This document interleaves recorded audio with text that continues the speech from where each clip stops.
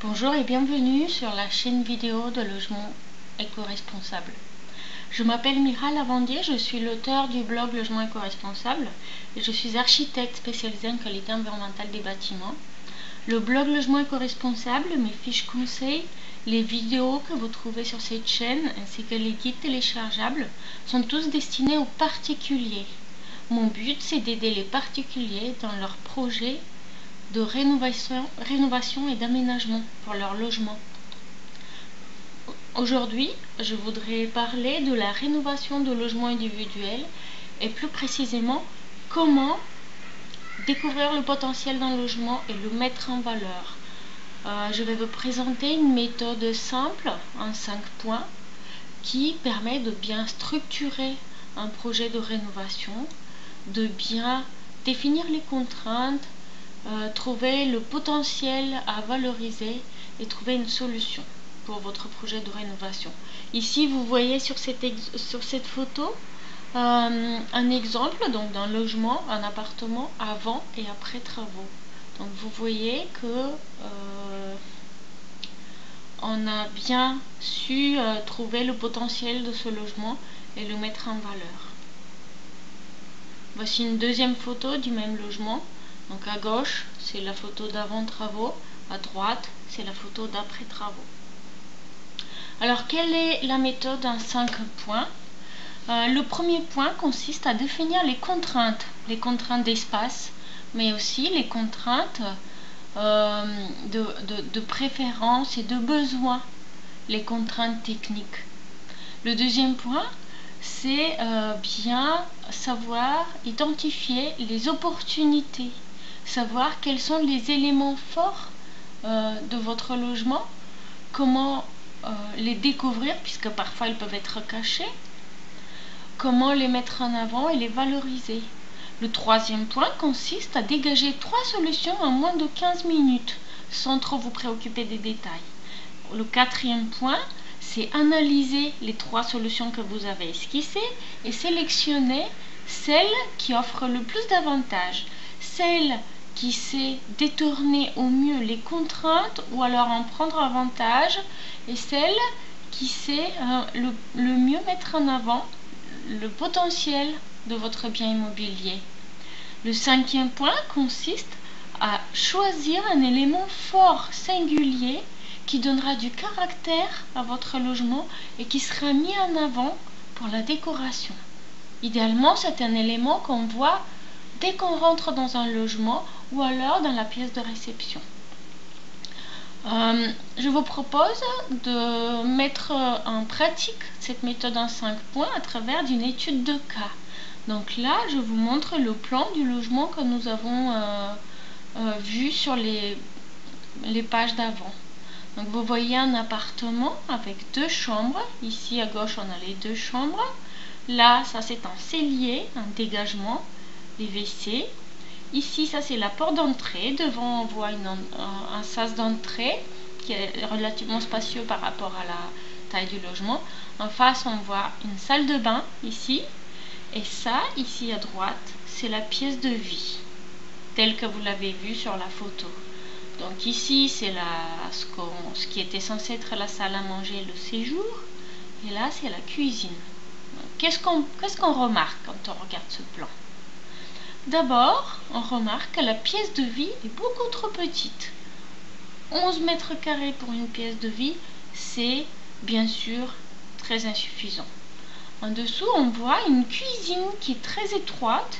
Pourtant, elle est semi-fermée, indépendante, alors qu'elle ne fait qu'1,70 m de profondeur.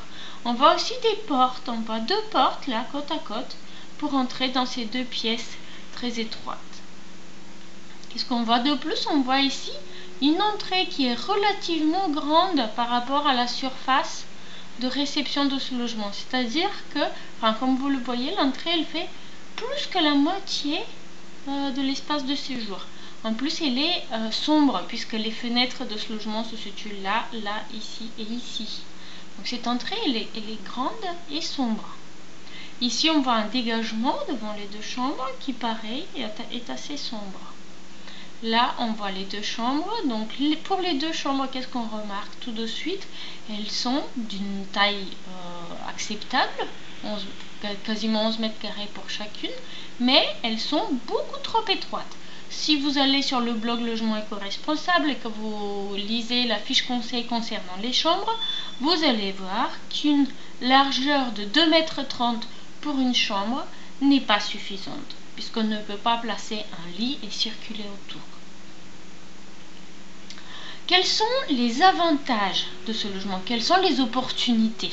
Vu l'analyse que nous venons de faire, vous allez sans doute me dire, mais en fait, des opportunités, il n'y en a pas. C'est un logement qui ne vaut vraiment pas le coup pour faire des travaux de rénovation. Et bien en fait, si, vous allez voir. Donc la première opportunité, c'est son prix. Le prix est abordable, vu le prix du marché.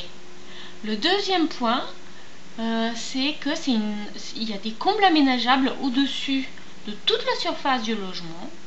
Et comme il s'agit d'une petite copropriété, il a été possible d'obtenir l'accord de la copropriété, de tous les copropriétaires, pour aménager les combles et faire ces travaux. Parce que vous ne le savez peut-être pas, mais pour faire un aménagement de combles, il faut demander l'accord au service d'urbanisme, mais aussi à tous les copropriétaires. Quels autres avantages on a?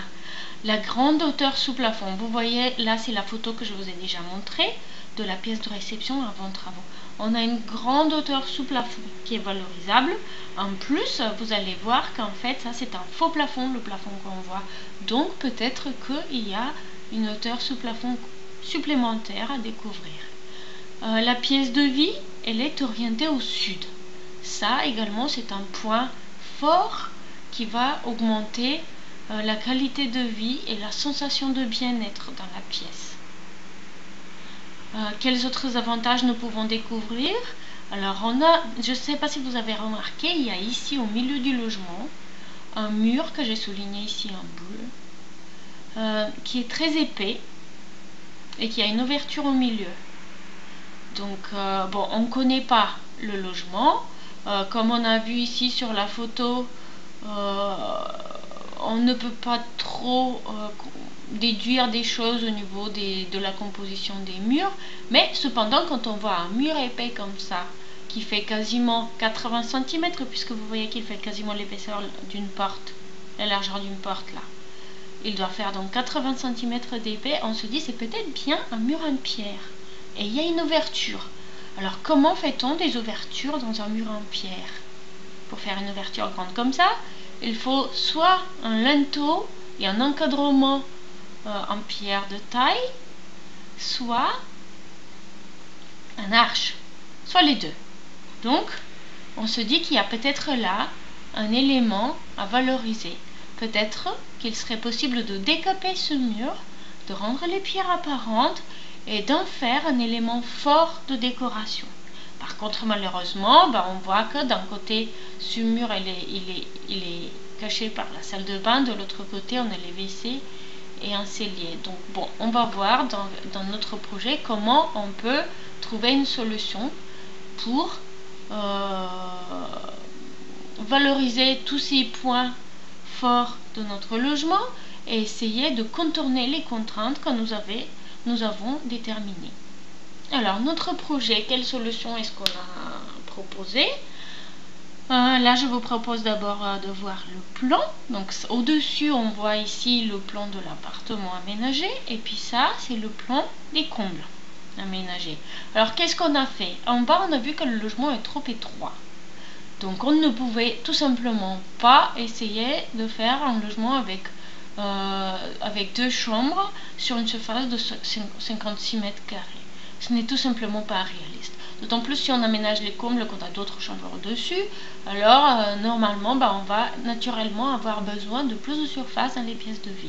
Donc qu'est-ce qu'on a fait? On a dégagé, en fait on a démoli tous les murs dans tout le logement.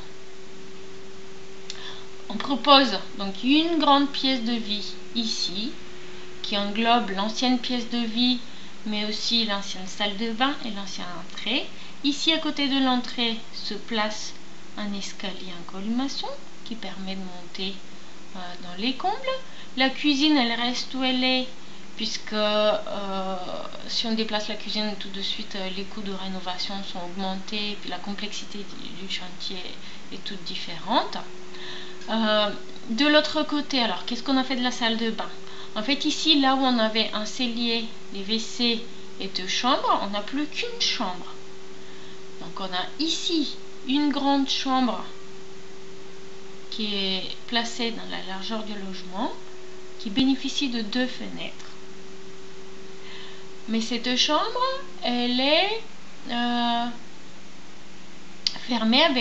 sera fermée avec une paroi avec des ouvertures, soit une paroi vitrée, soit un meuble qui n'est pas sur toute la hauteur, ce qui permet d'éclairer ici le bureau derrière et ce qui permet d'avoir des percées visuelles sur toute la longueur de l'appartement et d'avoir une lumière naturelle traversante, ce qui va augmenter la qualité de l'éclairage naturel de cette grande pièce de vie.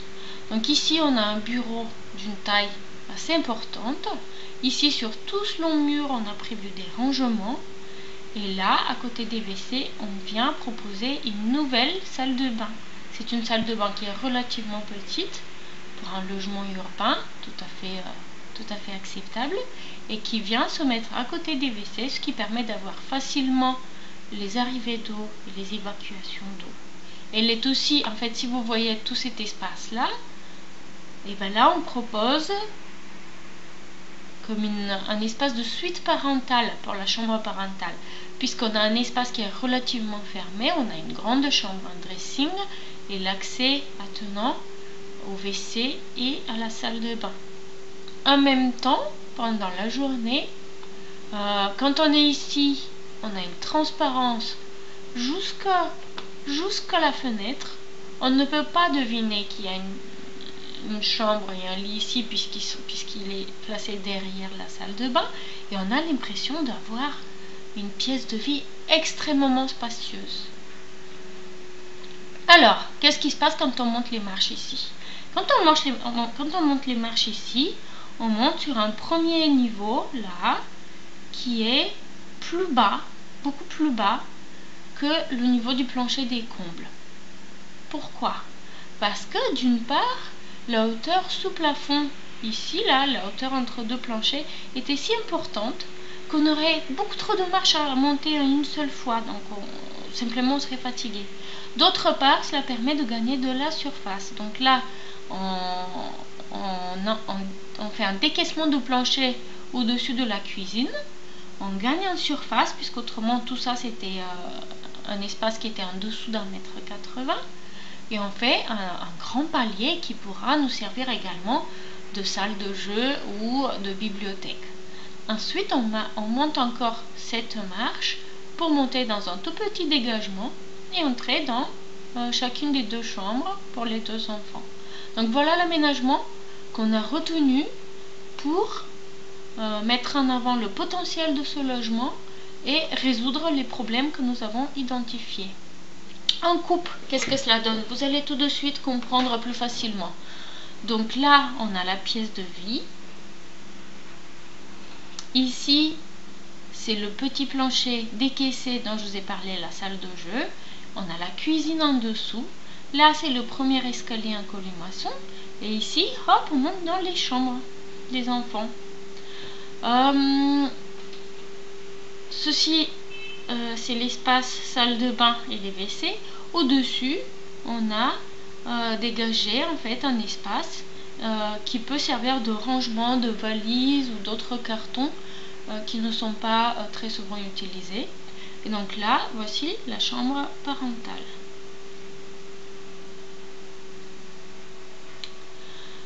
Quel est l'élément fort que nous avons choisi à mettre en valeur dans ce logement? Eh bien écoutez, on a décapé, vous vous rappelez ce mur épais dont je vous ai parlé? Il a été décapé et on a vu en effet une ouverture en pierre taillée avec un arche dessus. Donc on a décidé de mettre en valeur cet élément particulier et de jouer un jeu de contraste avec l'escalier moderne en métal qu'on a sélectionné ici. Donc le jeu de contraste de ces deux éléments, un ancien et l'autre contemporain, est un élément fort qui est visible tout de suite dès qu'on entre dans le logement et qui donne énormément de caractère. Donc voilà un exemple où on a suivi cette méthode simple en 5 pas pour valoriser le potentiel d'un logement ancien lors des travaux de rénovation. Je vous remercie pour votre attention et je vous rappelle que pour plus d'informations, vous pouvez visiter le blog Logement éco-responsable.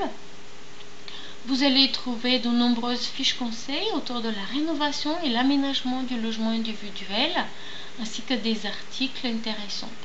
Je vous souhaite une très bonne journée et je vous dis à bientôt.